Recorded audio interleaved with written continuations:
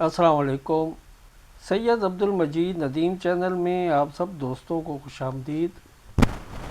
خطبہ صدیق اکبر رضی اللہ تعالی عنہ، اس موضوع پر خطاب فرما رہے ہیں حضرت علامہ سید عبد المجید ندیم شاہ صاحب رحمۃ اللہ تعالی علیہ۔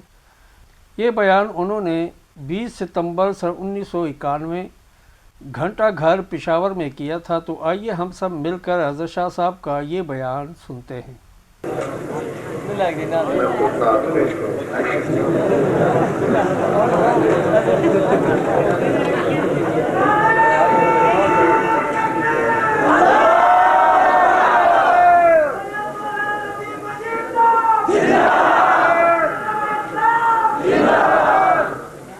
الٹا کر دیے۔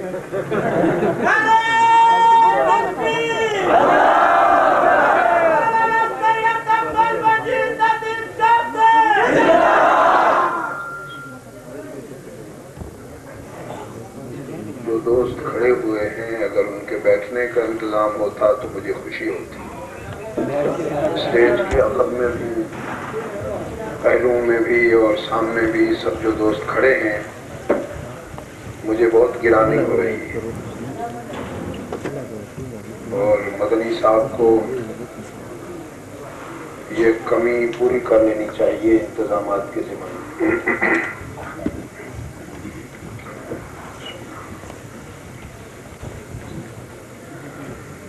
الحمدللہ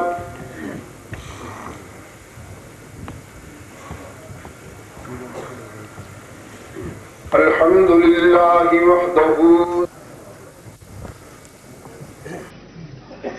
أعوذ بالله من الشيطان الرجيم. بسم الله الرحمن الرحيم. اليوم أكملت لكم دينكم وأتممت عليكم نعمتي ورضيت لكم الإسلام دينا.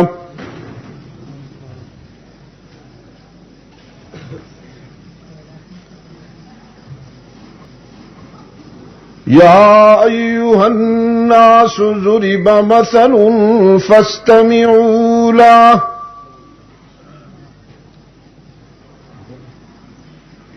إن الذين تدعون من دون الله لن يخلقوا ذبابا ولو اجتمعوا له.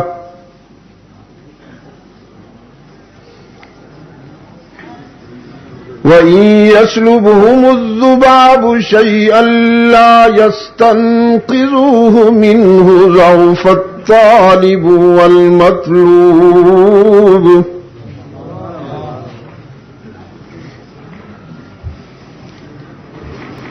ما قدر الله حق قدره. إن الله لقوي عزيز. الله يصطفي من الملائكة رسلا ومن الناس إن الله سميع بصير.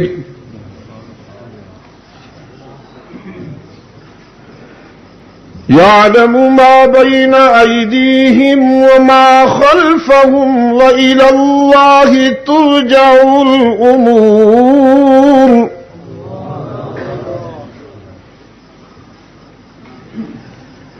يا أيها الذين آمنوا اركعوا واسجدوا واعبدوا ربكم وافعلوا الخير لعلكم تفلحون.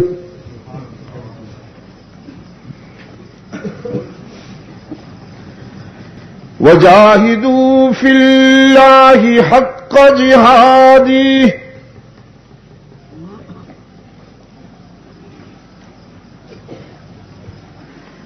واجتباكم وما جعل عليكم في الدين من حرج ملة أبيكم إبراهيم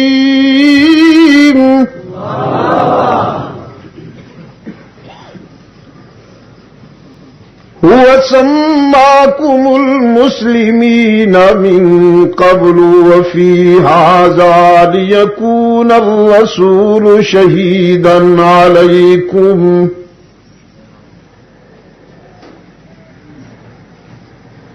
وتكونوا شهداء على الناس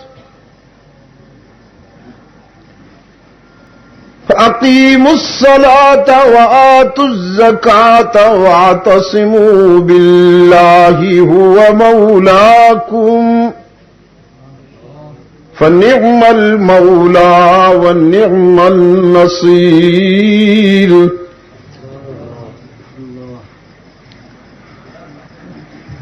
قد أفلح المؤمنون الذين هم في صلاتهم خاشعون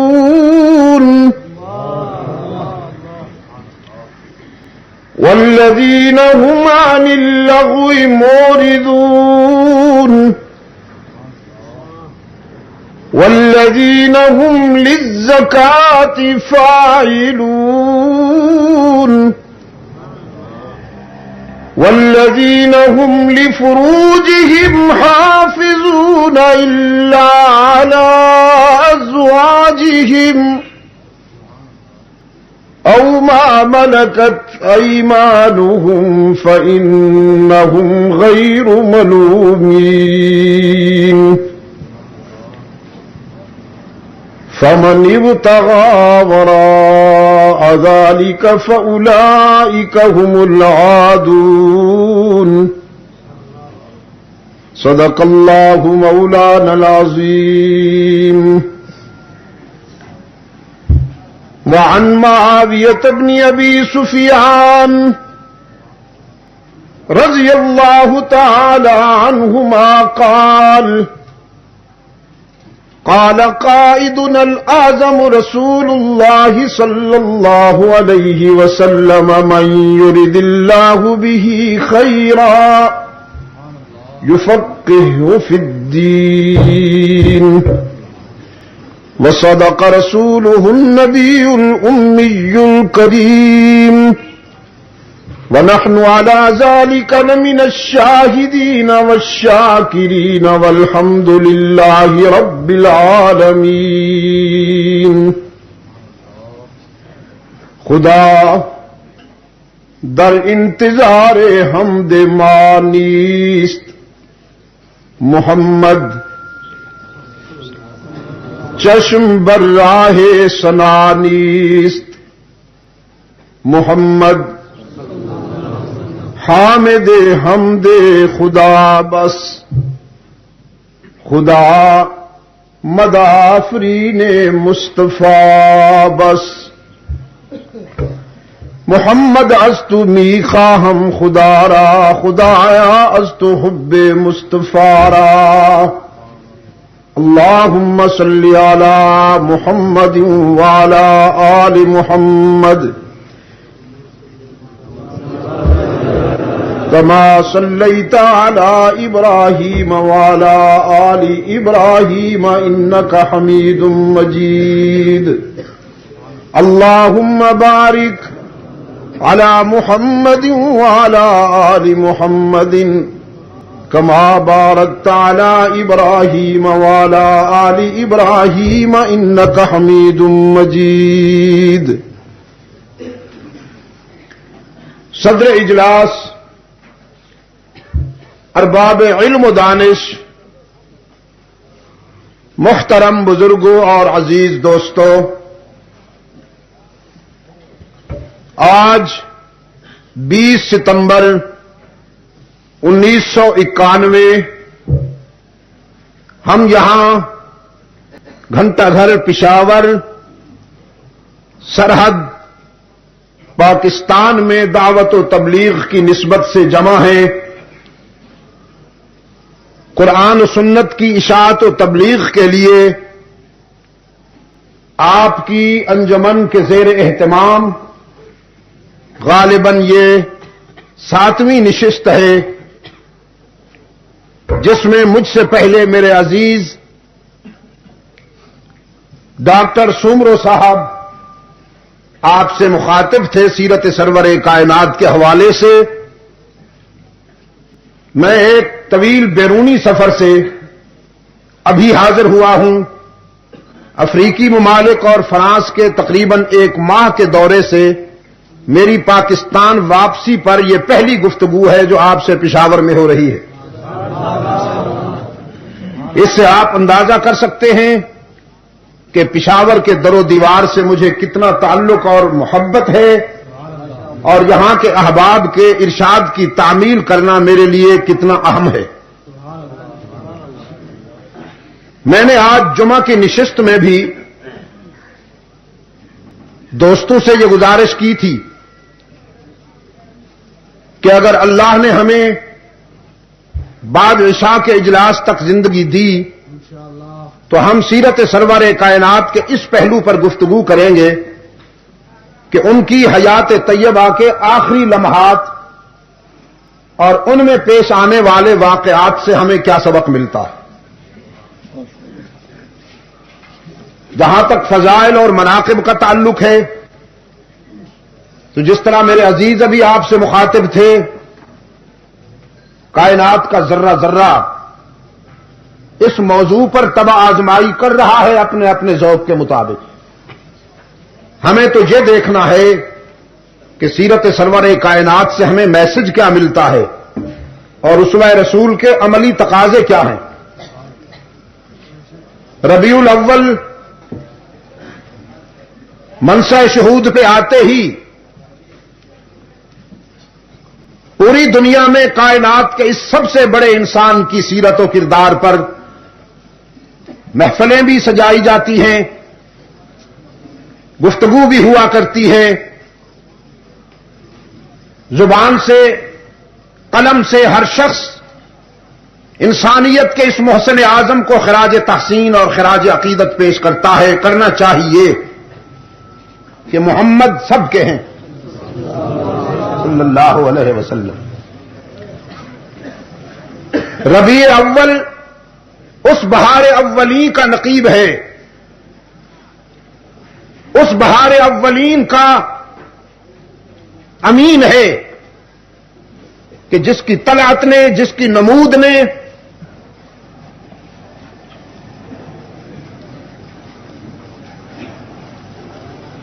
مادی دنیا کو نہیں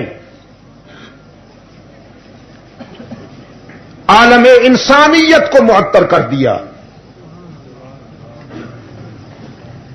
بہاریں آتی ہیں اور جاتی ہیں, معلوم نہیں تاریخ کے دامن میں کتنی بہاروں کی آمد رفت موجود, لیکن یہ عالم انسانیت پر آنے والی پہلی بہار ہے جس پر کبھی خزاں نہیں آئے گی. 1400 سال گزر چکے, اس کی جوانی جوں کی توں ہے اور آئندہ جتنی مدتیں گزریں گی اس کے شباب میں کوئی فرق نہیں آئے گا. یہ بہار اولین بھی ہے اور بہار آخرین بھی ہے. اس سے پہلے اس جیسی کوئی بہار نہیں آئی تھی اور اس کے بعد بھی اس جیسی کوئی بہار ممکن ہی نہیں ہے. بہاروں نے پھول کھلائے, گلشن مہکائے. میں نے دن کو بھی کہا کسی بہار نے گلاب کو تازگی بخشی, کسی بہار نے گل نسرین کو ملاحت دی, کسی بہار نے چنبیلی کے چہرے کو روشن کیا,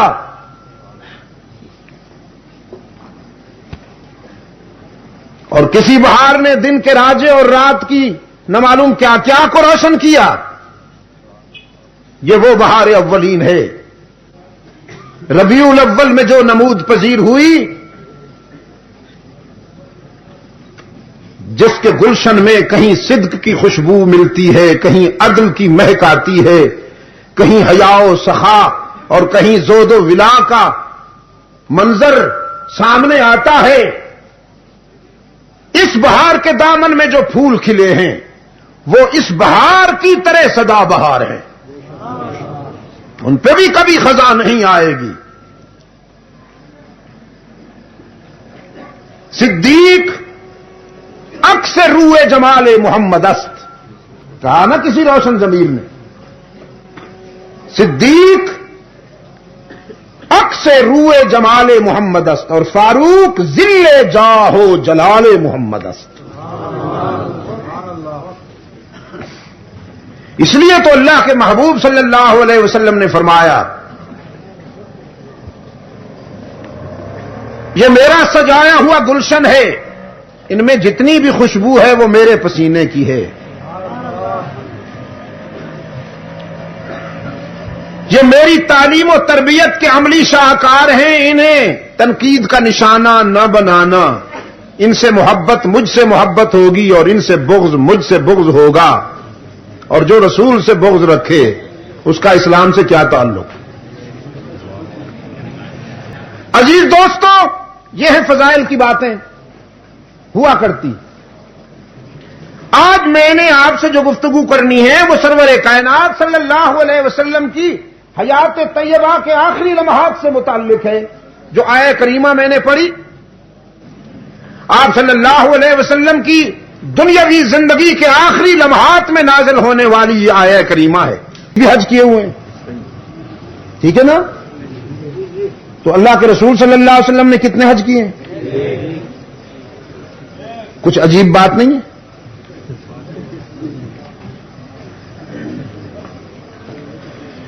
اور حج بھی زندگی کے آخری لمحات میں کیا۔ پہلے مظلوم انسان کے حقوق بحال کرنے کی جدوجہد کو مکمل کیا، پہلے انسانی آنکھوں سے آنسو خشک کیے جو ستمگر کے ستم کی وجہ سے تھے، ان آنسو میں اضافہ کیا جو اللہ کے حضور میں اس کی یاد میں بہتے ہیں ان میں اضافہ کیا، اور جو ظلم سے بہتے تھے پہلے ان آنسوؤں کو مٹانے کی جدوجہد کو مکمل کیا، پہلے ان انسانوں کو سربلند کیا جنہیں وقت کے ظالموں نے سرنگوں کر دیا تھا، انہیں اونچا چڑھنا سکھایا، سر اونچا کر کے چلنا سکھایا، ان میں کانفیڈنس بحال کیا، ان میں اعتماد کی روح پیدا کی، ظالم سے آنکھیں ملانے کی ہمت پیدا کی، نوکروں کو اور غلاموں کو لوگ حقارت کی نظر سے دیکھتے تھے، رحمت للعالمین نے اپنے خادم کو، اپنے غلام کو بیٹا بنا لیا۔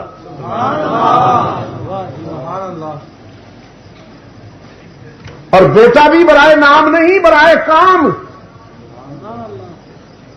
کارروائی ڈالنے کے لیے نہیں، شفقتوں کے خزانے لٹانے کے لیے بیٹا بنایا۔ اور پھر رحمت عالم نے جسے بیٹا بنایا، اللہ نے اسے مقام محبوبیت پر فائز کرتے ہوئے قرآن میں اس کا نام لے لیا، صرف اسی کا نام لیا، بس اصحاب رسول میں سے کسی اور کا نام نہیں لیا گیا۔ اشارے ہوئے ہیں، ان کے کردار کے حوالے سے اشارے ہوئے ہیں، ان کے ایثار کے حوالے سے اشارے ہوئے ہیں، لیکن جس کا نام لیا گیا وہ وہی ہے جسے رحمت عالم نے اپنا بیٹا کہا۔ تو پہلے انسانی حقوق کی بحالی کی جدوجہد میں اللہ کے رسول صلی اللہ علیہ وسلم نے فیصلہ کن کردار ادا کیا۔ پہلے مظلوموں کو ان کا حق دلوایا، ظالم کا ہاتھ روکا،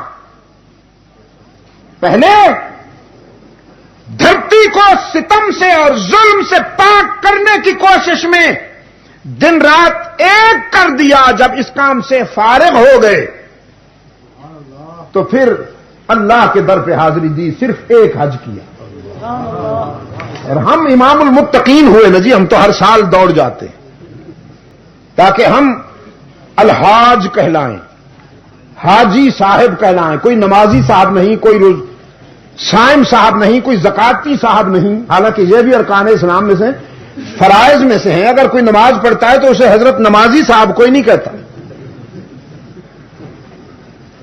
اگر کوئی روزہ رکھتا ہے تو اسے حضرت صائم صاحب کوئی نہیں کہتا، زکات دیتا ہے تو زکاتی کوئی نہیں کہتا، حج کرتا ہے تو حاجی کیوں بن جاتا؟ اس سے نفس کو تسکین ہوتی، اس سے نفس کو تسکین ہوتی۔ ہر سال حج کرتا ہے تاکہ معاشرے میں اس کے تقوی کی دھاک بیٹھ جائے، لوگ کہیں واہ بڑا خوش نصیب ہے، ہر سال چلا جاتے۔ معلوم نہیں اس علیم کو یہ ہے کہ وہ پسند۔ سبحان اللہ۔ یہ فیصلہ تو وہاں ہوگا کہ تیرے علاقے میں، تیرے محلے میں ایک غریب انسان کی بچی اس لیے بیاہی نہیں جا رہی تھی، بیٹھی تھی اور گناہ کے کنارے پہ زندگی گزار رہی تھی کہ اس کے ہاتھ پیلا کرنے کے لیے والدین کے پاس سرمایہ نہیں تھا، اور تو حج پہ جاتا تھا۔ یہ تو پوچھا جائے گا نا تم سے۔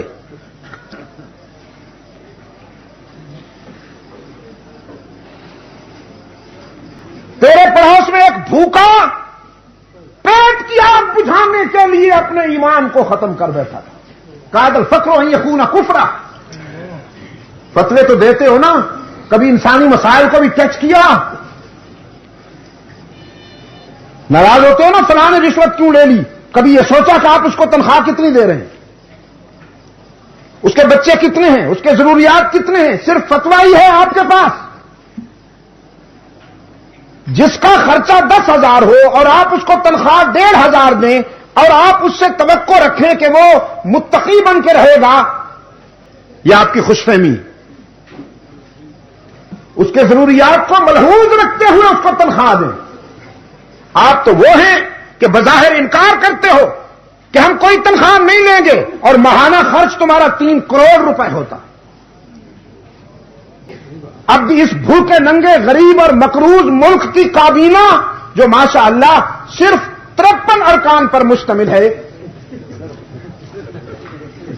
53 ارکان، وہ بھی سوکھے سڑے کمزور قوم کے درد میں اور قوم کے دکھ میں، ان کو دیکھا جائے تو اندازہ ہوتا ہے کہ ماشاء اللہ ان سے زیادہ اس قوم کا اور ملت کا ہمدرد کون ہوگا۔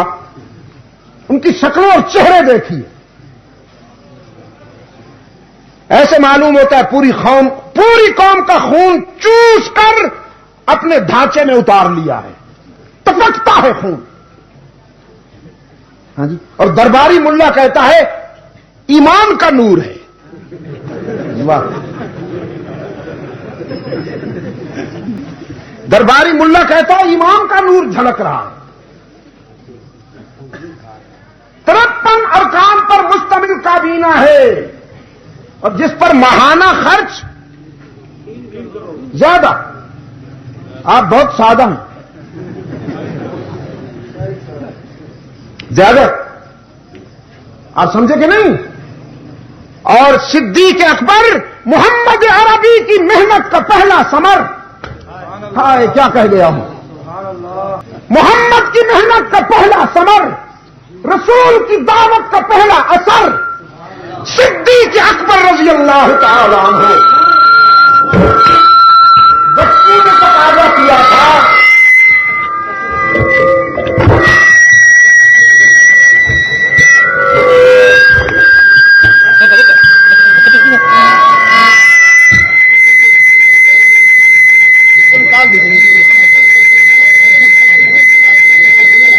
بس بچوں نے تقاضا، اس کو رہنے دیں اور میری بات سنیں آپ، یہ بھی کوئی نئی بات نہیں ہے۔ آپ ہمارا اسٹیمنا دیکھیے، ہم ہر پروگرام میں اسی سے گزارا کرتے ہیں۔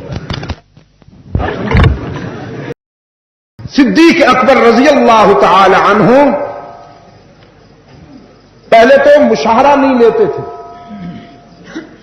تنخواہ نہیں لینا چاہتے تھے،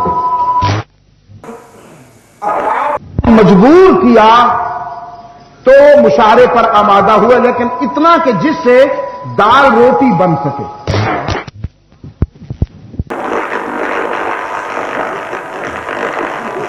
اس کو بند کرو تو یہ گڑبڑ رہے گی، محنت ضائع ہو جائے گی۔ اس کو بند رکھو پلیز پلیز. نہیں اس کا کوئی گناہ. ساری دنیا میں جلسے ہوتے ہیں اور ہزاروں ٹیپ ریکارڈر ہوتے ہیں, کچھ نہیں ہوتا. آپ سمجھے کہ نہیں؟ اب آپ پلیز اس کو مت چھیڑیے گا. ہاں تھینک یو. مجبور کرنے پر, شورا کے مجبور کرنے پر جب مشاہرہ لیا تو وہ اتنا تھا کہ جس سے سویٹ ڈش نہیں بن سکتی تھی, مٹھائی نہیں بن سکتی تھی.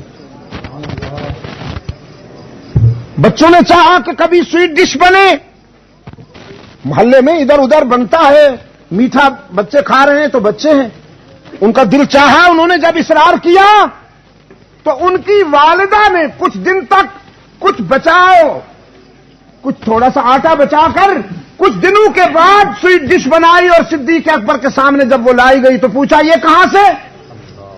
فرمایا میں نے روزانہ اتنا آٹا بچایا تھا اور اس کو آج میں نے کچھ بیچ کر شکر لی یا گڑ لیا, کچھ بیچ کر روغن لیا اور کچھ کو بھون کر اسے بنا لیا. صدیق اکبر رضی اللہ تعالیٰ عنہ نے کھانا کھانے سے پہلے بیت المال کے انچارج کے پاس جانا ضروری سمجھا اور اس سے جا کے کہا آئندہ میرے بجٹ میں روزانہ اتنا آٹا کم بھیجا کرو, ہمارا گزارا اس کے بغیر بھی ہو سکتا ہے تاکہ پھر کبھی ابو بکر کے گھر میں حلوہ نہ بنے. اور اس دور کا مذہبی رہنما حضور کی سنت بتاتا ہے حلوہ کھانا. حضور کو حلوہ کھانا بڑا پسند تھا, گا گا کے گلا بجا بجا کے کہتا ہے حضور کو حلوہ کھانا بڑا پسند تھا. اپنے حلوے ماندے کے جواز کے لیے, سائز جو بڑھ گیا ہے مولوی کا, آپ سمجھے کہ نہیں, سائز جو بڑھ گیا ہے, اپنے سائز کا جواز پیش کرنے کے لیے نبی کو حلوہ خور ثابت کرتا. تو میں یہ عرض کر رہا تھا ہر سال حج کرنا کمال نہیں ہے, یہ آپ رسول اکرم صلی اللہ علیہ وسلم کی منشا کی تکمیل نہیں کر رہے. صحیح حدیث علماء سے پوچھیے, حق تعالی فرمائیں گے اپنے ایک بندے سے میں بھوکا تھا تو نے مجھے کھانا نہیں کھلایا. وہ کہے گا یا اللہ تو اس کا مکلف ہی نہیں ہے, کھانے پینے سے پاک ہے. تو رب العالمین فرمائیں گے تیرے پڑوس میں میرا ایک بندہ بھوکا تھا, اگر تو اس کو کھانا کھلاتا تو گویا مجھے کھانا. اسی طرح یہ پوری حدیث ہے, مجھے کپڑوں کی ضرورت تھی تو نے مجھے کپڑے نہیں پہنائے. وہ عرض کرے گا الہ العالمین آپ کو کپڑوں کی ضرورت, رب العالمین فرمائیں گے میرا ایک بندہ نادار تھا, مفلوق الحال تھا, اگر تو اسے کپڑے پہناتا تو گویا مجھے پہنا دیتا. پھر میں بیمار تھا, جی نہیں میں تو نہیں وہ کرتا ہوں, لیکن پھر وہی ہوگا. آپ نے پہلے آپ کی یا اللہ پہلے آپ کی مرضی سے ہوا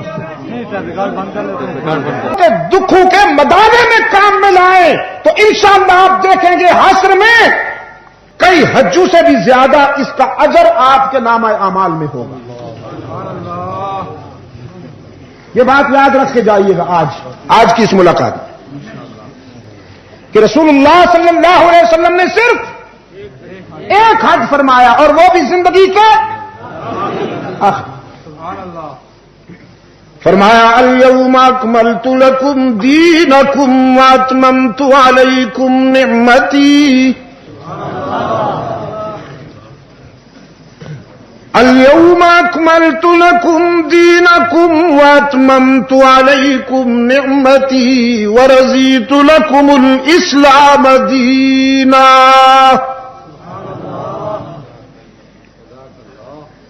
ہم نے آج تمہارے لیے دین کی تکمیل کر دی اور نعمتوں کا اتمام کر دیا, اور ہم نے تمہارے لیے اسلام کو ضابطۂ حیات پسند کر لیا. خوشی کی بات ہے کہ غم کی؟ خوشی کی بات, جیسا کہ آپ نے فرما دیا, صحابہ نے بھی اس پر اظہار مسرت, ایک دوسرے کو مبارکباد دی, گلے لگایا, ماتھے چومے, ہر چہرے پر فرط مسرت میں, فرط راحت میں خوشی کے آثار چمکتے ہوئے نظر آئے. لیکن ایک شخص مسجد نبوی کے کونے میں اشک بار نظر آیا، اس کی آنکھوں سے زارو قطار آنسو ٹپک رہے ہیں۔ یہ وجہ گریہ سمجھ میں نہ آئی، لوگوں نے دیکھا کہ رونے والا ابو بکر صدیق ہے۔ پوچھا گیا آج دین کی تکمیل ہو گئی، نعمتوں کا اتمام ہو گیا، اسلام کو اللہ نے ہمارے لیے ضابطہ حیات منتخب کر لیا، یہ تو مقام مسرت ہے، وجہ گریہ سمجھ میں نہیں آ رہی کہ آپ روتے کیوں ہیں؟ صدیق اکبر رضی اللہ تعالیٰ عنہ نے فرمایا اس پر تو مجھے بھی خوشی ہے، جو کچھ تم کہہ رہے ہو میں بھی اس خوشی میں تمہارے ساتھ برابر کا شریک ہوں، لیکن اس آیے مبارکہ کے نزول کے پس منظر میں جو بات میں سمجھا ہوں شاید تم نہیں سمجھے، اور وہ یہ بات ہے کہ دین کی تو بے شک تکمیل ہو گئی، الحمدللہ، نعمتوں کا بے شک اتمام ہو گیا، الحمدللہ، اسلام کو ہمارے لیے ضابطہ حیات چن لیا اللہ نے، الحمدللہ، لیکن مجھے جو بات رلا رہی ہے، جس بات نے مجھے افسردہ کر دیا ہے، وہ یہ ہے کہ شاید اب میرا محبوب مجھ سے جدا ہونے والا ہے، اب میرا قائد مجھ سے جدا ہونے والا ہے، میرا آقا جس مشن کے تکمیل کے لیے آیا ہے وہ پورا ہو گیا، تو اب وہ دنیا دنی میں رہنے پر اللہ کے جوار رحمت میں جانے کو ترجیح دے گا۔ چنانچہ یہی ہوا کہ رحمت عالم صلی اللہ علیہ وسلم نے صحابہ کرام کو جمع کر کے پھر خطبہ ارشاد فرمایا، یہ سفر کے آخری ایام ہیں، سن 14 ہجری، سن 14 ہجری کا سفر، 13 ہجری مکمل ہو گیا تھا ذوالحجہ کے اختتام پر، محرم سے 14 ہجری شروع تھا، اور سفر کے آخری ایام میں رحمت عالم صلی اللہ علیہ وسلم کو مرض موت لاحق ہوا۔ ام المومنین سیدہ میمونہ کے گھر میں آپ تشریف فرما تھے، جہاں آپ کو بخار ہوا اور آشوب راس کی شکایت محسوس ہوئی، درد سر محسوس ہوا۔ آپ صلی اللہ علیہ وسلم نے صحابہ کو جمع کر کے خطبہ دیا، فرمایا اللہ نے اپنے ایک بندے کو یہ حق دیا کہ تم چوائس کر لو، چاہو تو دنیا میں رہنا پسند کر لو، عرصہ حیات بڑھا دیا جائے گا، اور چاہو تو ہمارے دامن رحمت میں آ جاؤ۔ تو اللہ کے اس بندے نے دنیا کو چھوڑ کر اللہ کے دامن رحمت میں جانا پسند کر لیا۔ بات تو کنایے میں تھی کہ صراحت میں ہوتی تو شاید صحابہ یہ برداشت نہ کر سکتے، بات تو کنایے میں تھی، لیکن پھر صدیق اکبر سمجھ گئے، واقف اسرار نبوت کہا نا انہیں اہل نظر نے صدیق اکبر کو، پھر سمجھ گئے اور پھر روتے رہے۔ اور صحابہ کرام نے جب پوچھا کہ کیا ہوا تو پھر فرمایا کہ یہ جس بندے کا تذکرہ ہو رہا تھا وہ خود رحمت عالم صلی اللہ علیہ وسلم ہی ہیں۔ آپ صلی اللہ علیہ وسلم کی مبارک زندگی کے یہ آخری ایام غزوہ تبوک کے بعد دنیا کے مختلف حصوں سے عالمی سطح پر جو وفود آتے رہے، رحمت عالم صلی اللہ علیہ وسلم ان سے ملاقاتیں کرتے رہے اور ہدایات دیتے رہے اسلام کی اشاعت کے سلسلے میں، قرآن و سنت کی دعوت و تبلیغ کے سلسلے میں اور جہاد کے سلسلے میں۔ ہاں ایک بات اور میں عرض کرنا بھول گیا تھا، اسے کہتا چلا جاؤں کہ آپ صلی اللہ علیہ وسلم نے ساری زندگی میں حج تو اور جہاد کتنی مرتبہ کی ہے؟ صرف 27۔ نہ میرے عزیز، پھر وہی سادگی والی بات کہہ دی آپ نے. حج ایک مرتبہ اور جہاد بے شمار مرتبہ، میں گن بھی نہیں سکتا. سبحان اللہ. اور ہم نے حج کئی کیے ہیں اور جہاد ایک مرتبہ بھی نہیں کیے. ہم جیسے عاشق نہیں ملیں گے. ہم بڑے منفرد قسم کے عاشق ہیں کہ حج کئی کرتے ہیں اور جہاد ایک مرتبہ بھی نہیں کیا. تو صدیق اکبر رضی اللہ تعالی عنہ نے فرمایا دین کی تکمیل ہو گئی، نعمتوں کا اتمام ہو گیا،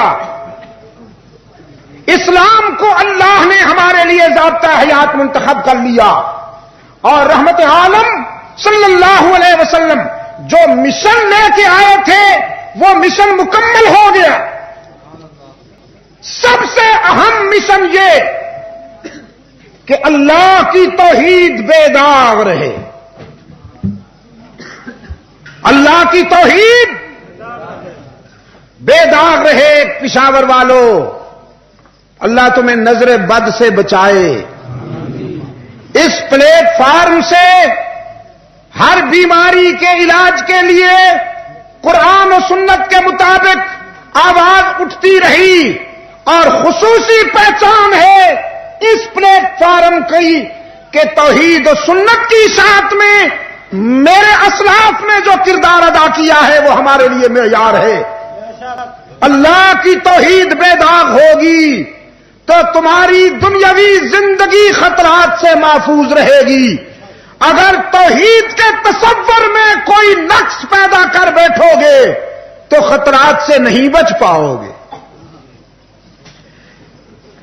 فاران کی بلندیوں سے میرے آقا نے جو پیغام نشر کیا، قولو، کچھ لوگوں نے کہا یہ ذکر ہے، کچھ لوگوں نے کہا روحانی سفر کے لیے سرمایہ ہے، کچھ لوگوں نے کہا تسبیح ہے.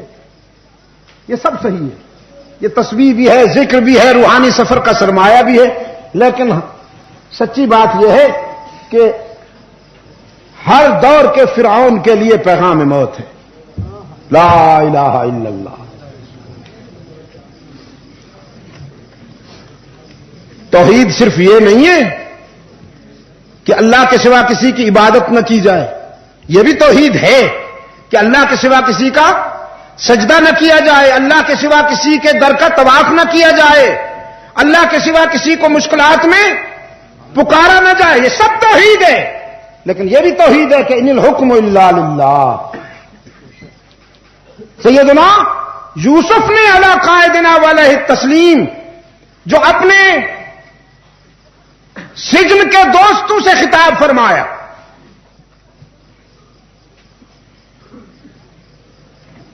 فرمایا انی ترکت ملت قوم لا یؤمنون باللہ وهم بالآخرۃ هم کافرون.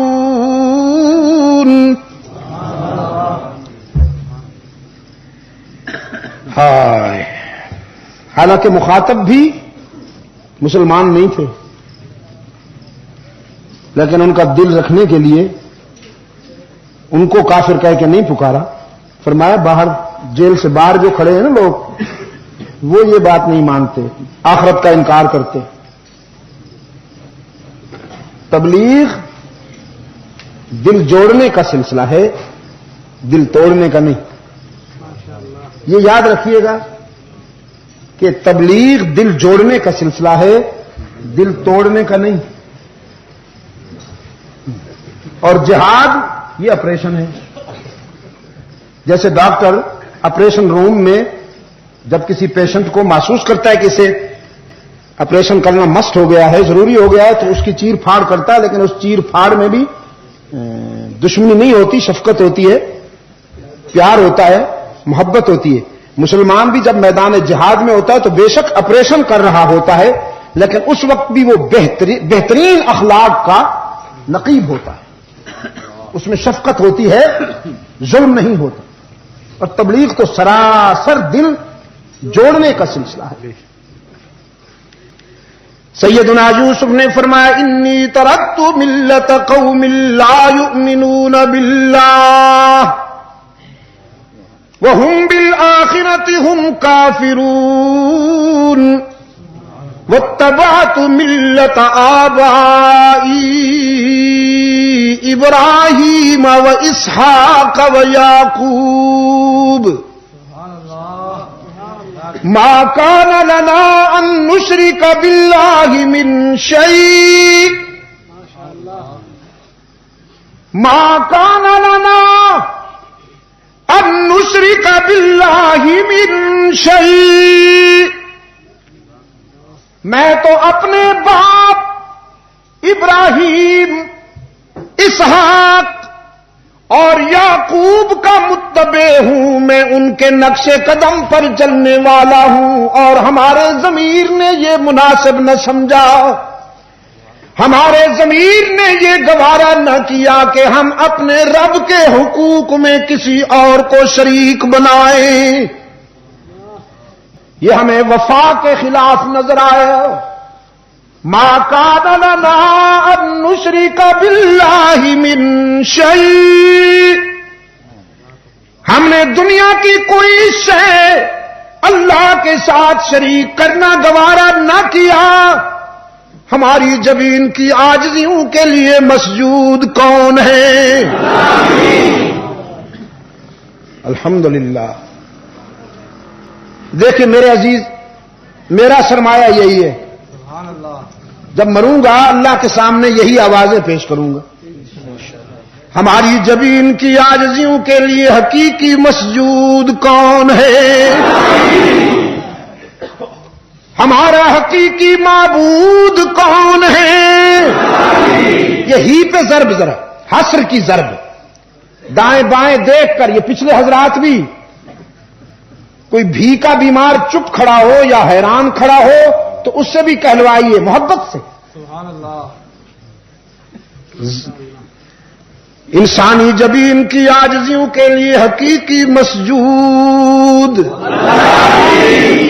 ہر جگہ موجود، علام الغیوب، کارساز و دستگیر، حاجت روا و مشکل کشا، عزت دینے والا، بیماریاں دور کرنے والا، بیڑے پار لگانے والا، اولاد دینے والا، زندگی اور موت کا مالک۔ ما كان لنا ان نشرك بالله من شيء ان الحكم الا لله۔ یہ ہے اس توحید کا خلاصہ۔ ان الحكم الا لله،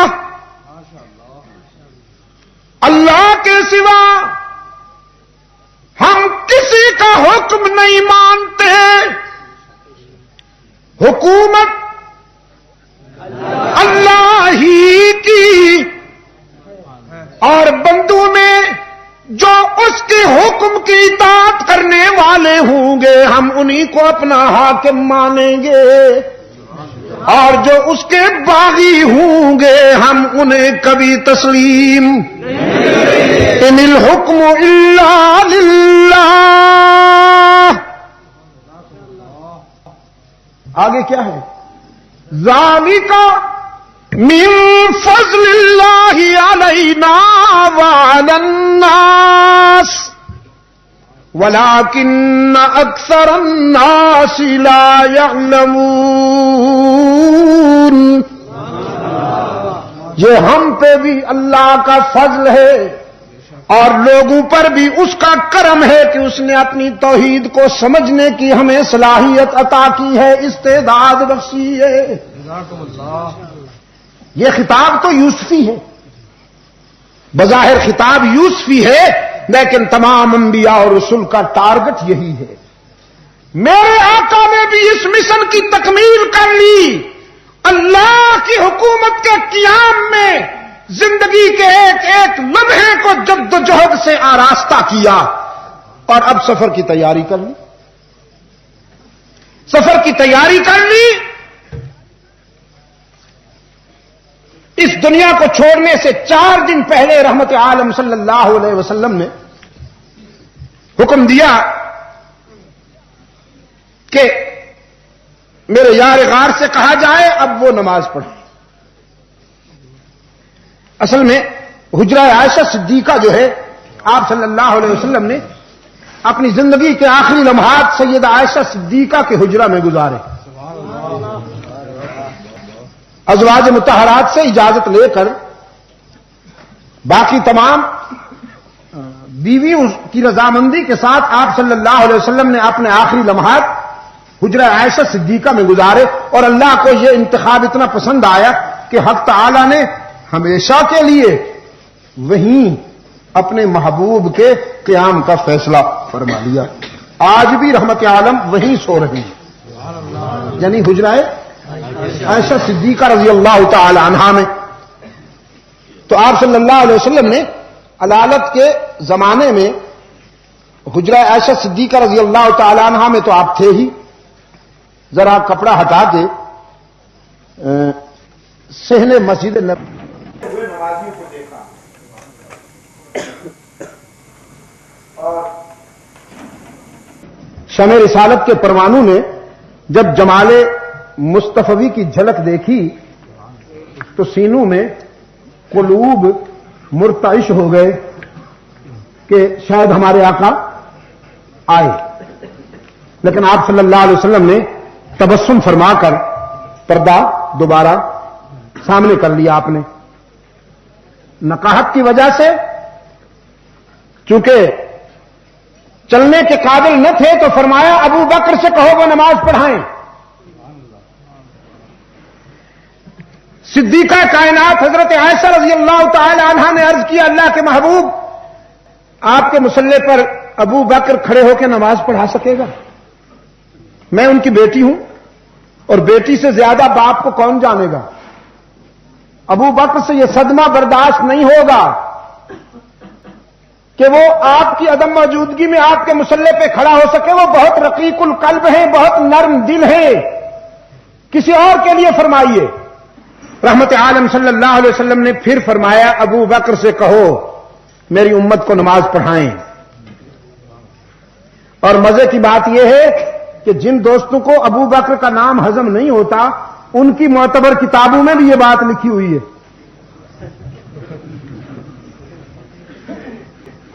ان کی حیات القلوب میں بھی یہ بات لکھی ہوئی ہے. نام تو حیات القلوب کہ مرو ابا بکر فلیصلی بالناس.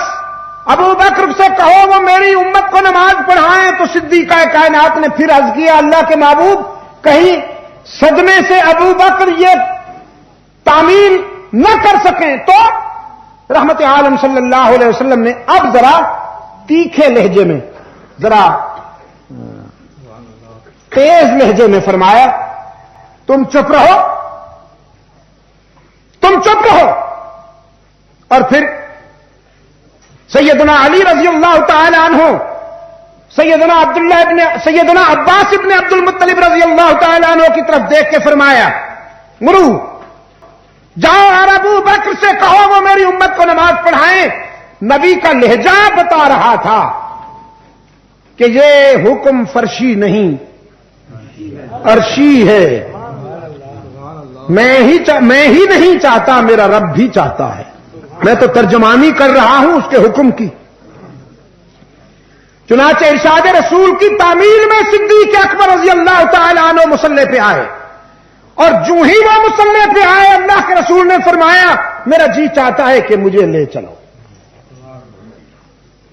تو سیدنا علی اور سیدنا عباس رضی اللہ عنہما یہ دونوں ہاشمی گھرانے کے چشم و چراغ رحمت عالم صلی اللہ علیہ وسلم کو صحن مسجد نبوی میں لائے ہیں.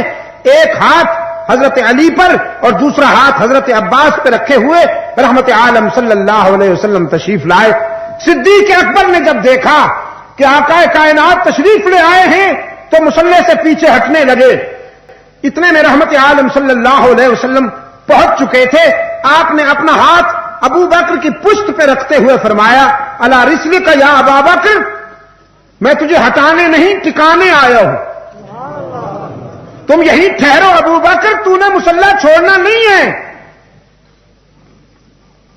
رحمت عالم صلی اللہ علیہ وسلم مصلی پہ بیٹھ گئے اور صدیق اکبر کو اپنے پہلو میں کھڑا کیا۔ آپ صلی اللہ علیہ وسلم خفی آواز میں تکبیریں کہتے رہے اور صدیق اکبر جلی آواز میں اللہ کے رسول کی تکبیروں کو بلند کرتے رہے مقدر کی حیثیت سے۔ اس طرح امت نے نماز ادا کی، ابو بکر نے رسول کی اقتدا کی اور امت نے ابو بکر کی اقتدا کی، اور اس کے بعد 17 نمازیں رحمت عالم صلی اللہ علیہ وسلم کی مبارک زندگی میں صدیق اکبر نے اس امت کو پڑھائی ہیں بالاتفاق۔ جلال میں نہیں کہہ رہا، جوش میں نہیں کہہ رہا، ہوش میں کہہ رہا۔ اگر کوئی انکار کرتا ہے تو ہمیں بلائے، ہم اس کو مطمئن کریں گے۔ اگر دنیا کی کسی عدالت میں جانا چاہتا ہے تو ہمیں بلائے، ہم وہاں ثبوت پیش کریں گے، اپنے لٹریچر سے بھی، اس کے لٹریچر سے بھی، کہ رسول اکرم صلی اللہ علیہ وسلم کی مبارک زندگی میں صدیق اکبر نے اس امت کو 17 نمازیں پڑھائی ہیں۔ آپ بھی یاد رکھا کیجئے اس بات کو۔ اور اسلام میں نماز کے اندر جو امام ہوتا ہے وہ غلام نہیں ہوتا، جس طرح آپ نے سمجھ رکھا ہے کہ 400-500 روپے اگر دے دیے تو اب وہ آپ کا نوکر بن گیا، آپ کا غلام بن گیا۔ جو عبادت میں آپ کا امام ہے وہ دنیاوی معاملات میں بھی آپ کا امام ہے۔ یہ تو فرنگی دور کے کرشمے ہیں نا کہ اس نے مولوی کو نفرت کا نشانہ بنا دیا، ملا جی بنا دیا۔ وہ اپنے چرچ کے پادری کو فادر کہتے ہیں اور جاہل مسلمان اپنے مسجد کے امام کو ملا جی کہتا ہے، اور کمزور سے کمزور شے ملا جی، یہاں تک اس سے چور بھی نہیں ڈرتے۔ نقب جو لگا رہے تھے چور، اور کسی کے چلنے کی آواز آئی تو جو نگرانی کر رہا تھا اس نے سیٹی بجائی کہ خبردار ہو جاؤ، بی الرٹ، بی الرٹ، کوئی آ رہا ہے۔ وہ ہٹ کے ایک طرف کھڑا ہو گیا تو انہوں نے دیکھا کہ مولوی صاحب کھانستے ہوئے چلتے ہوئے بڑے مخصوص انداز میں نماز تہجد کے لیے جا رہے تھے، تو اس نے کہا انہوں نے اپنا کام کرے تو مولوی صاحب جا رہے ہیں، نہیں یہ کچھ نہیں کہہ سکتے۔ ہم نے سمجھا کوئی اور ہوگا، کوئی جاندار آدمی ہوگا جس سے ڈرنا چاہیے، یہ تو مولوی صاحب ہیں، اس کا کوئی خطرہ نہیں۔ اور مولوی صاحب اتنے سادہ، ہمارے وہاں خانے وال کے قریب ایک مولانا صاحب ہیں، ذرا دیہات میں رہتے ہیں، ان کے ہاں رات کو چور گھس آیا تو اتفاق سے انہوں نے پکڑ لیا، دونوں گتھم گتھا ہو گئے۔ وہ چھڑانے کی کوشش کر رہا ہے، مولانا نے پکڑا ہوا ہے، تو اتنے میں اس نے کہا وہ مولانا آپ میرے پاؤں پہ چڑھ گئے۔ مولانا نے چھوڑ دیا، وہ بھاگ گئے اور بھاگتے بھاگتے کہنے لگا میں تیرا گھر لوٹنے آیا تھا، تو میرے پاؤں پہ چڑھنا بھی گوارا نہیں کرتا، ہم نے ایسا شریف آج تک نہیں دیکھا۔ یہ اتنی کمزوری کیوں آئی؟ اس کے پیچھے اگر آپ غور فرمائیں تو معاشی پس منظر ہے، آپ سمجھے کہ نہیں؟ یہ جو محتاج ہوتا ہے نا، محتاج،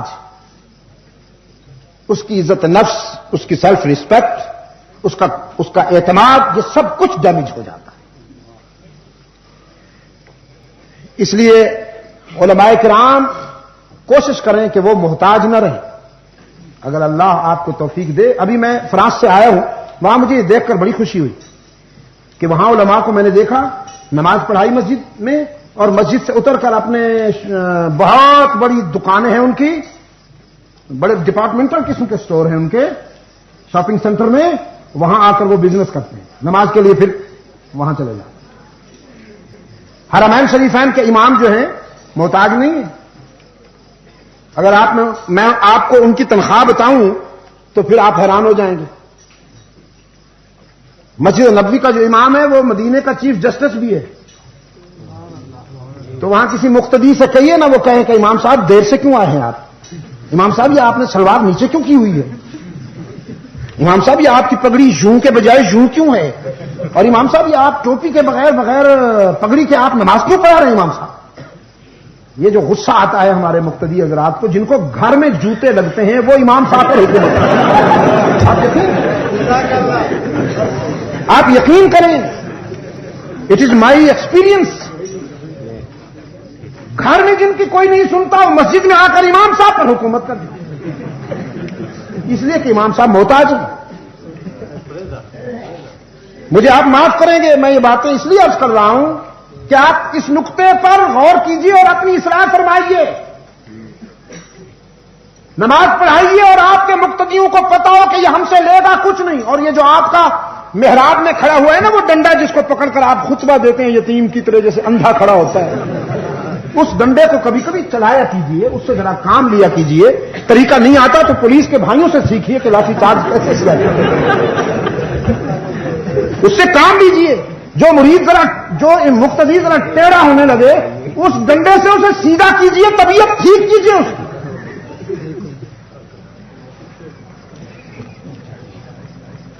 خود سرور کائنات صلی اللہ علیہ وسلم نے صدیق اکبر کو اس امت کا امام بنایا اور 17 نمازیں صدیق اکبر نے رحمت عالم صلی اللہ علیہ وسلم کی حیات طیبہ میں اس امت کو پڑھائی۔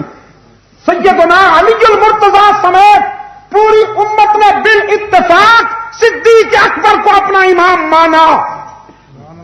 دنیا کا کوئی مورخ، کوئی مجتہد، دنیا کا کوئی خطیب اگر اس میں شرم و حیا ہے اور اس کے سینے میں ایمان کی روشنی ہے تو وہ اس حقیقت کا انکار نہیں کر سکتا کہ صدیق اکبر اس امت کا متفقہ امام ہے اور اس امامت کی بنیاد خود سرور کائنات نے رکھی ہے۔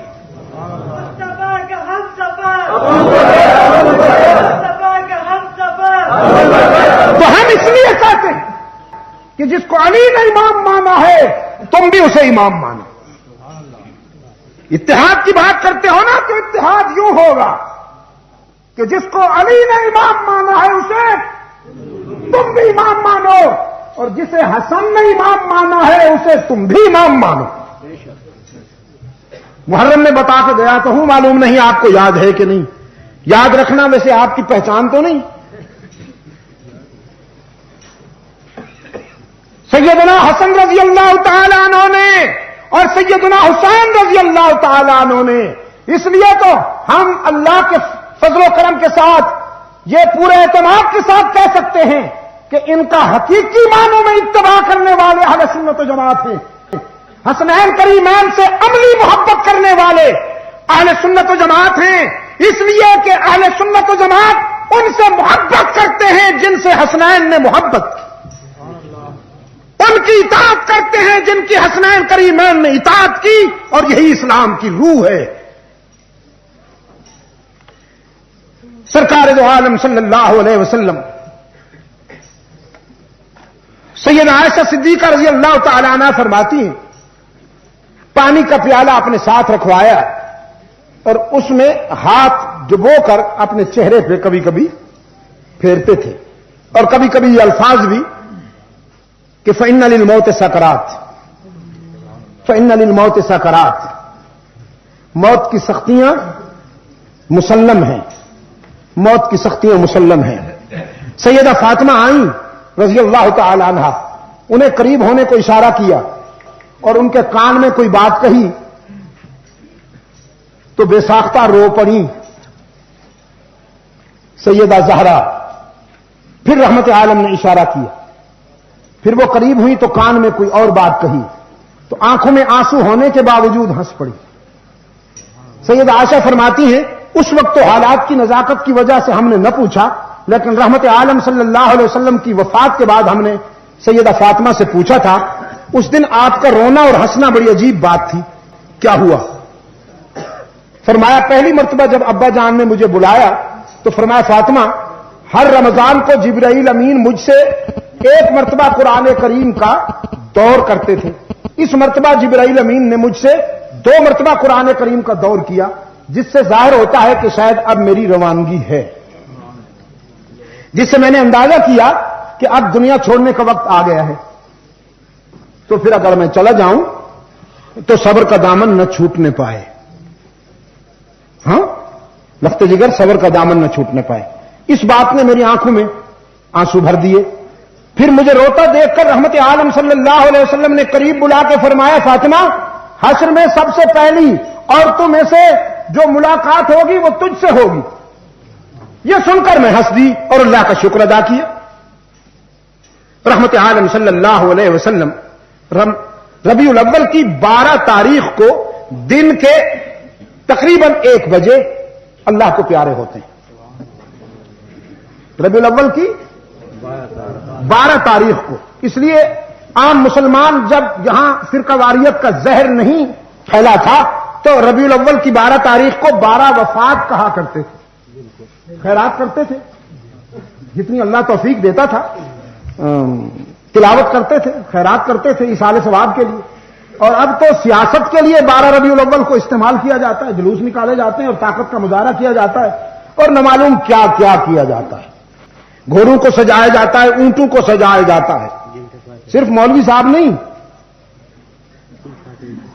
ریڑیوں پہ بھی پھول کے ہار ہوتے ہیں, ٹرک کے بونٹ پہ بھی پھول کے ہار ہوتے ہیں, اونٹ کے گلے میں بھی پھول کے ہار ہوتے ہیں, گھوڑے پہ بھی پھول کے ہار ہوتے ہیں اور مولوی صاحب کے سر پہ بھی پھول کے ہار ہوتے ہیں. پتہ نہیں چلتا ان میں سے سینئر کون ہے اور جونیئر کون ہے. عشق میں آگے کون ہے اور پیچھے کون ہے. اور ماڈلز بنتے ہیں. پہلے وہ بناتے تھے, اب انہوں نے بھی بنانا شروع کر دیا کیونکہ بزنس کمبائنڈ ہوا نا. حالانکہ رحمت عالم صلی اللہ علیہ وسلم کی ولادت پر صحابہ کرام سے زیادہ خوشی کسی کو نہیں. کیوں پشاور کے روشن ضمیروں, رحمت عالم صلی اللہ علیہ وسلم کی ولادت باسعادت پر جتنی خوشی صدیق اکبر کو ہے, فاروق اعظم کو ہے, عثمان ابن عفان, علی المرتضیٰ کو ہے, کسی اور کو ہو سکتی ہے؟ انہوں نے یہ سب کچھ کیا. انہوں نے میلاد النبی کی خوشی یوں منائی کہ رسول اکرم کے دین کا پرچم اونچا کر. انہوں نے رحمت عالم صلی اللہ علیہ وسلم کی اطاعت کا حق ادا کر دیا. اور یہ چراغاں کرنے والے, یہ گتکا کھیلنے والے, اور ربیع الاول کے دن اخبارات کو اپنے بیان دے کر عشق رسول کا مظاہرہ کرنے والوں کے چہروں پہ دیکھیے ذرا عشق کی جھلک کیسی نظر آتی ہے آپ کو. جیسے کہ ابھی ہمارے عزیز فرما رہے تھے, سورتش ببین حالش مپرس, سورتش ببین حالش مپرس. اور یہ جو کھانا پینا, شیرینی تقسیم کرنا, چراغاں کرنا, اصل میں عشق نہیں ہوس ہے. عشق وہی ہے جس کا مظاہرہ صدیق اکبر نے کیا رضی اللہ تعالی عنہ. رحمت عالم صلی اللہ علیہ وسلم کی ولادت کی تاریخ پر تو اختلاف ہے, لیکن وفات کی تاریخ پر اس لیے اختلاف نہیں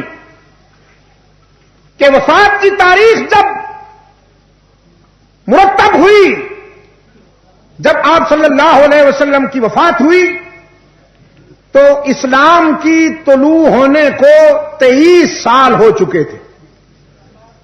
اسلام کی عمر 23 سال تقریباً ہو چکی. اور جب آپ صلی اللہ علیہ وسلم کی ولادت ہوئی تو وہ زمانہ اسلام سے 40 سال پہلے ہوئی. اس تاریخ پر تو اختلاف ہے کہ وہ ربیع الاول کی 7 کو ہوئی, 3 کو ہوئی, 9 کو ہوئی, 13 کو ہوئی, 12 کو ہوئی, مختلف روایات. لیکن وفات پر اتفاق ہے کہ وہ 12 کو ہوئی. حسنین کریمین کی آہیں دلوں کو شک کرتی تھیں. سیدہ فاطمہ زہرا فرما رہی تھیں, سبت علی مصائب لو انہا سبت علی الیام سرن لیالیا. میرے بابا کی وفات نے مجھ پر اتنے صدمے ڈھائے ہیں, اتنے غم توڑے ہیں کہ اگر ان غموں کا کچھ حصہ چمکتے ہوئے سورج پہ پڑ جائے تو روشنی سلب ہو جائے اس کی. مدینے کے در و دیوار سوگوار ہیں, سیدہ فاطمہ رو رہی ہیں, حسنین کریمین اشک بہار ہیں, اور فاروق اعظم تلوار نیام سے نکالے ہوئے فرماتے ہیں, خبردار اگر کسی نے یہ کہا کہ رحمت عالم فوت ہو گئے ہیں سر اڑا دوں گا. ربیع الاول کی 12 تاریخ کو مدینہ سوگوار ہے اور پاکستان میں جشن ہے. دیکھو ہم یہ کہتے ہیں میلاد کی خوشی منانا ہے تو یوں مناؤ کہ ربیع الاول کی 12 تاریخ کو اعلان ہو جائے، فضل الرحمان نہیں کرے، نواز شریف صاحب کر دیں کہ آج کے دن سے برطانوی قانون ختم اور محمد عربی کا نظام شروع. یہ یوں مناؤ میلاد. جی ہاں، یہ تو خیر میں نہیں کہہ سکتا ہوں کہ کون کون خفا ہوگا، لیکن یہ صحیح طریقہ ہے سرور کائنات صلی اللہ علیہ وسلم کی ولادت کی خوشی منانے کہ آپ اس تاریخ کو اسلام کی آئینی بالادستی کا اعلان کر دیجئے، اور ان 12 کروڑ مسلمانوں کے ملک پر اگر اسلامی نظام کے تقویم کا اعلان ہو جائے تو میں وثوق سے کہتا ہوں کہ اس پر کوئی اختلاف نہیں ہوگا. میں وثوق سے کہتا ہوں کہ اس پر کوئی اختلاف نہیں ہوگا. اور اگر کسی نے دل کے بیمار نے اختلاف کرنے کی کوشش کی تو اس کے ساتھ وہی برتاؤ کیا جائے گا جو صدیق اکبر نے اپنی خلافت کی ابتدا میں کیا تھا. یہ متفقہ بات ہے، اس پہ کوئی اختلاف نہیں ہے، اس پہ کوئی تنازع نہیں ہے.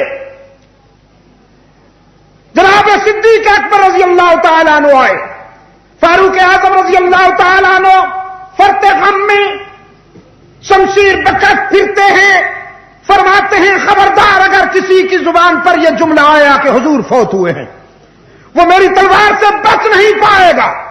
صدیق اکبر نے بلایا ابن خطاب ادھر آؤ، خطبہ مسنونہ پڑھا اور پھر فرمایا سنو. پورا مدینہ جمع ہو گیا.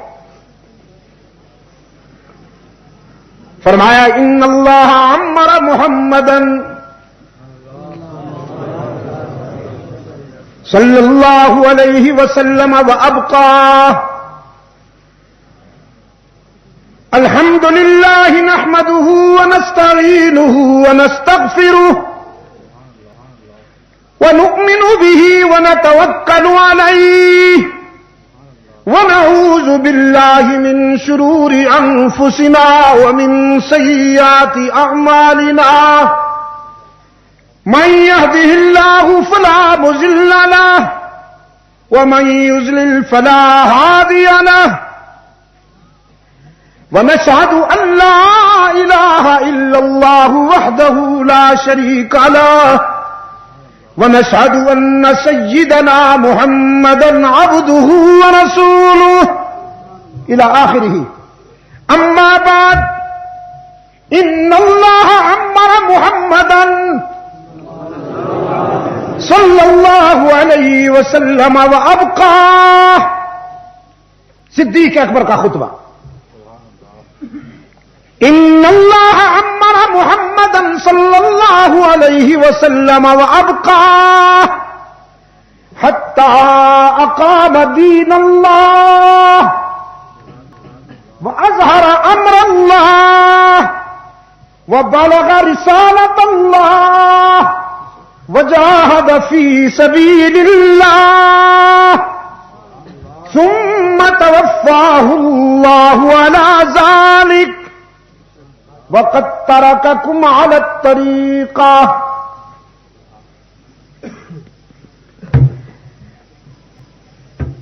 وقد ترككم على الطريقة فإن دين الله قائم. نہیں.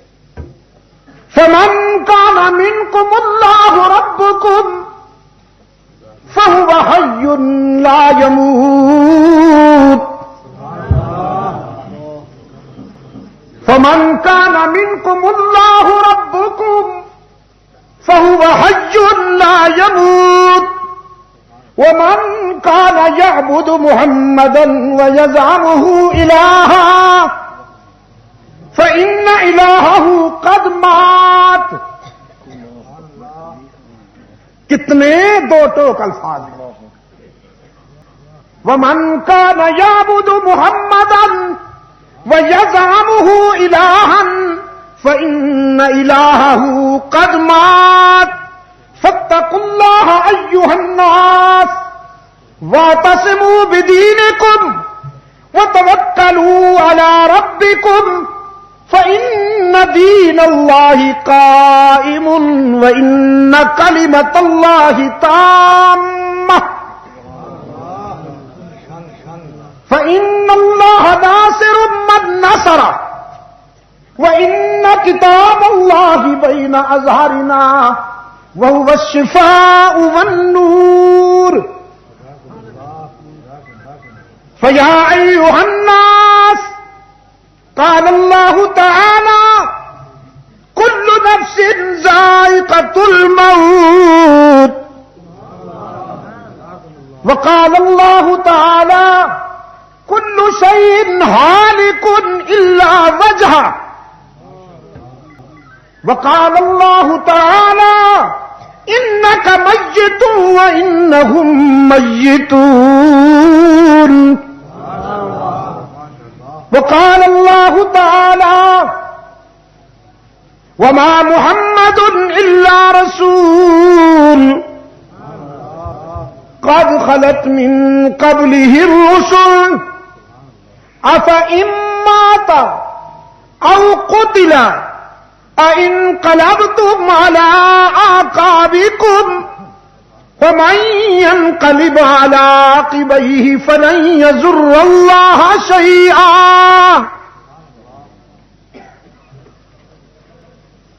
آپ سمجھ گئے یا ترجمہ بھی کروں؟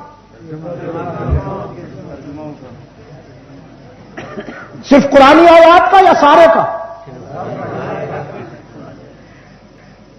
فرمایا اللہ نے اپنے محبوب کو زندگی دی اور جب تک چاہا اس دنیا میں باقی رکھا یہاں تک کہ اللہ کے محبوب نے اس کے دین کو قائم کر دیا، اس کی بات کو ظاہر کر دیا، رسالت کی تبلیغ کا حق ادا کر دیا اور اللہ کے راستے میں جہاد کیا.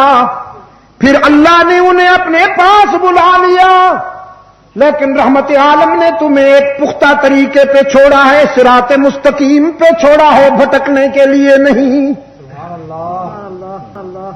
بس جس کا معبود اللہ ہے میں اسے خوشخبری سناتا ہوں کہ اس کا معبود زندہ تھا، زندہ ہے اور زندہ رہے گا. لیکن جس نے رحمت عالم کو اپنا معبود سمجھ لیا تھا اور رحمت عالم کو الہ سمجھ لیا تھا، مجھے افسوس سے کہنا پڑ رہا ہے کہ آج اس کا معبود فوت ہو گیا. یہ ایک حقیقت ہے، کسی کی سمجھ میں آئے یا نہ آئے، کہ رحمت عالم صلی اللہ علیہ وسلم پر بھی موت کا ضابطہ لاگو ہو گیا. بس لوگوں اللہ سے ڈرو، دین پر قائم رہو، اللہ پر توکل کرو. اس کی بات مکمل ہو چکی، دین قائم ہو چکا. اللہ ہمارا مددگار ہے اور قرآن ہمارے پاس موجود ہے جو ہماری تمام بیماریوں کا علاج بھی ہے اور تمام اندھیروں کو دور کرنے کے لیے نور بھی ہے.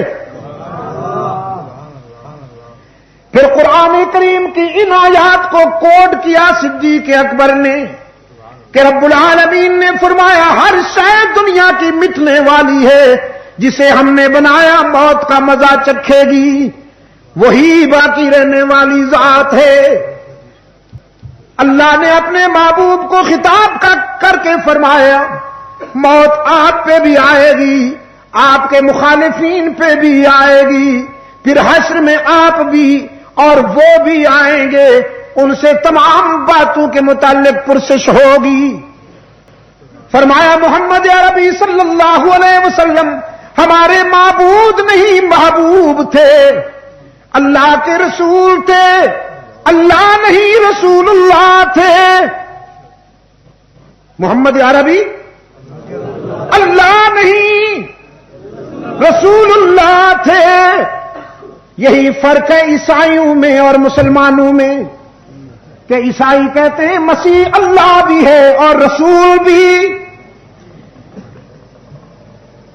عیسائی کیا کہتے ہیں؟ مسیح اللہ بھی ہے اور رسول بھی.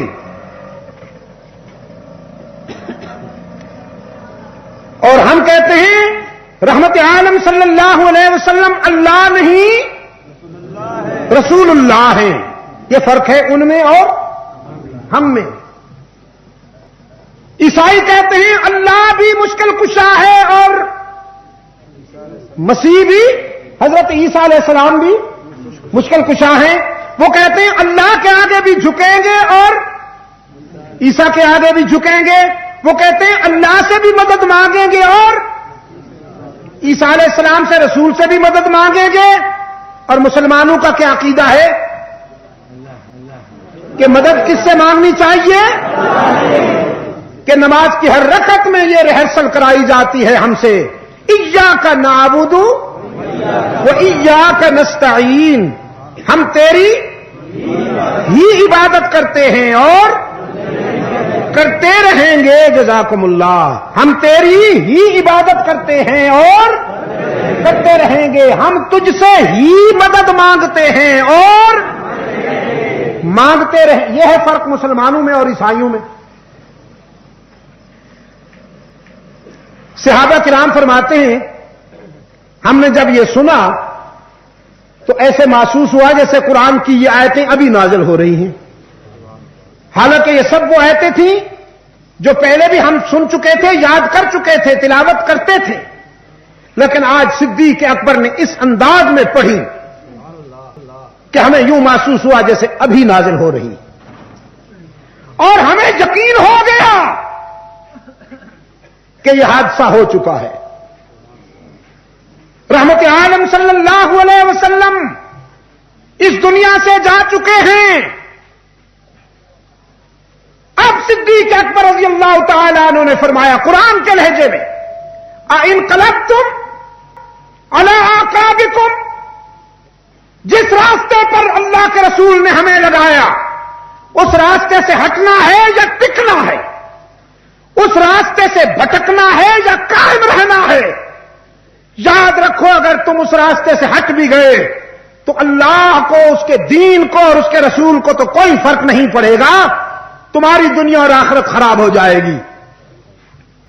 فلن یضر اللہ شیئا. اللہ کو کوئی نقصان نہیں پہنچا سکتا, وہ کسی کا محتاج نہیں, ہم سب اس کے محتاج ہیں. یہ بے ہوش ہونے کا وقت نہیں, ہوش میں آنے کا وقت ہے. اب اس کے بعد تدفین کی اور تجہیز کے لیے تیاری ہوئی. غسل کے لیے سوچا گیا تو رحمت عالم صلی اللہ علیہ وسلم کا ایک ارشاد صحابہ کرام رضوان اللہ علیہ مجمعین کو یاد آیا کہ حضور صلی اللہ علیہ وسلم نے فرمایا نبی جس لباس میں وفات پائے اسی لباس میں نہلایا جائے. چنانچہ رحمت عالم صلی اللہ علیہ وسلم کو کرتے مبارک سمیت غسل دیا گیا. پھر جب آپ کو کفن کے کپڑے پہنائے گئے تو اس وقت وہ کرتا اتارا گیا, کفن کے کپڑے اوپر رکھ کے. تدفین کے لیے نماز جنازہ کے لیے بات آئی تو صدیق اکبر رضی اللہ تعالی عنہ نے رحمت عالم کی وہ حدیث سنائی کہ جب میرا انتقال ہو تو کچھ دیر کے لیے میری میت کو تنہا چھوڑ دینا کہ پہلے مجھ پر آ کے جبرائیل امین نماز جنازہ پڑھیں گے, پھر تمام فرشتے آئیں گے, کچھ دیر کے بعد پھر تم آنا. چنانچہ رحمت عالم صلی اللہ علیہ وسلم کے جسد اطہر کو حجرہ عائشہ صدیقہ ہی میں رکھا گیا. کچھ دیر کے لیے ارشاد نبوی کی تعمیل میں جسد اطہر کو تنہا چھوڑ کر پھر صحابہ کرام جماعت 10 12 اندر آتے تھے اور درود و سلام اور دعا پڑھتے تھے, اور اسی طرح نماز جنازہ ادا ہوئی کہ امامت نہیں ہوئی. یاد رکھیے. پھر آپ حضرات کنفیوز ہوتے ہیں, پھر آپ سوالات کرتے ہیں بڑے عجیب قسم کے. رحمت عالم صلی اللہ علیہ وسلم کی نماز جنازہ یوں ادا کی گئی کہ امامت نہیں ہوئی.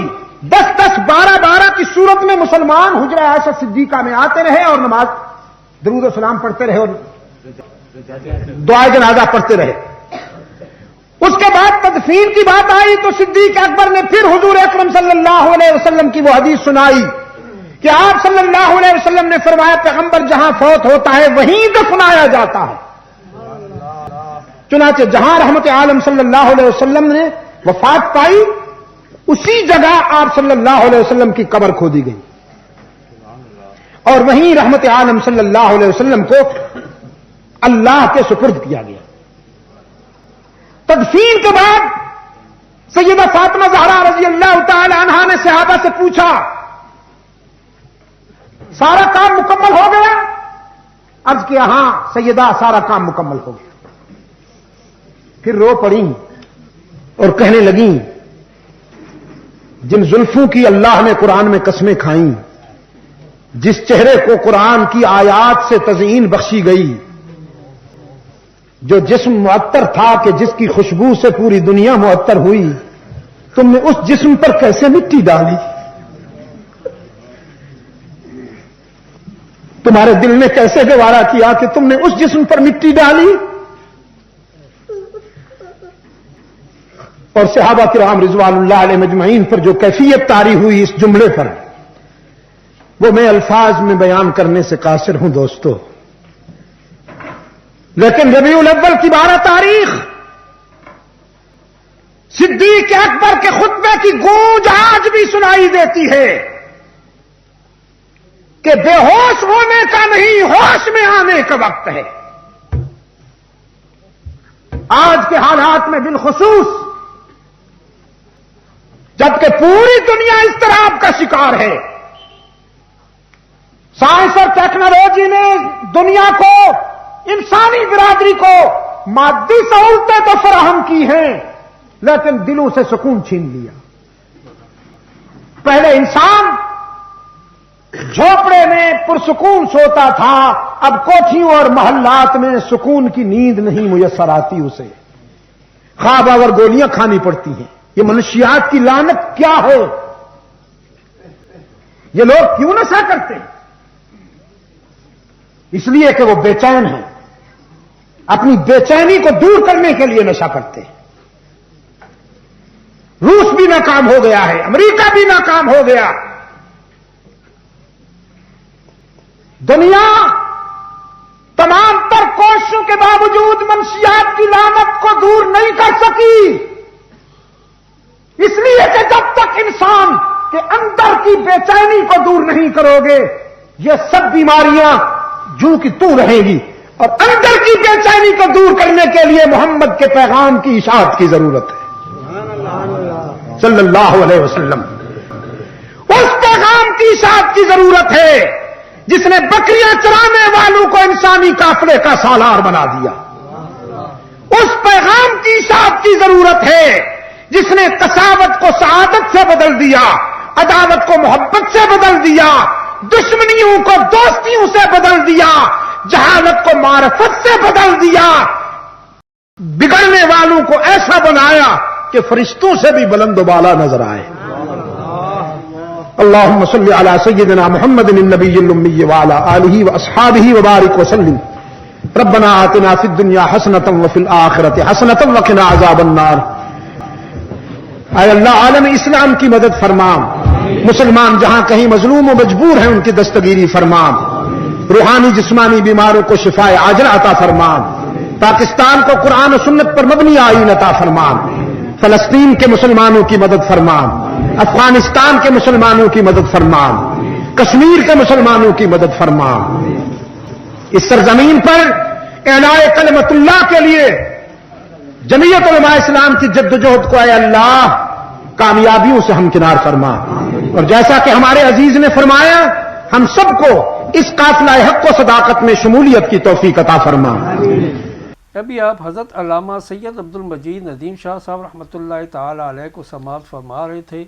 آپ سب دوستوں سے گزارش ہے کہ ہمارے اس چینل کے ساتھ اسی طرح جڑے رہیں اور حضرت شاہ صاحب کے بیانات کو آگے بھی شیئر کرتے رہیں. آپ سب دوستوں کا بہت شکریہ. ملتے ہیں ایک نئی ویڈیو کے ساتھ، تب تک کے لیے اللہ حافظ. پاکستان پائندہ باد.